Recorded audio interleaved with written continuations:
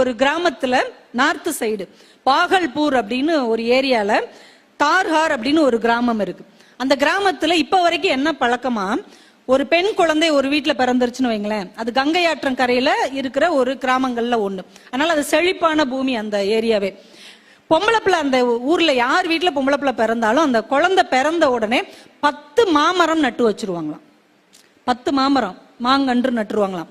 இந்த பிள்ளை வளர வளர அந்த மாமரமும் வளர்ந்துட்டே போகுமா, அது பழம் கொடுக்கும். அந்த 10 மரமும் இந்த பெண் குழந்தைக்கு மட்டும்தான் சொந்தம்.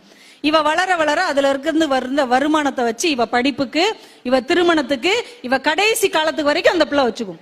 இப்ப வரைக்கும் அந்த கிராமத்துல 20,000க்கு மேற்பட்ட மரங்கள் அந்த பெண் குழந்தைகளுக்காக இன்றைக்கும் வளர்ந்து வருகின்றன என்றால் எவ்வளவு யோசிச்சிருக்காங்க பாருங்க. பொம்பளை பிள்ளைக்கு சொத்தாக எதை கொடுப்பது?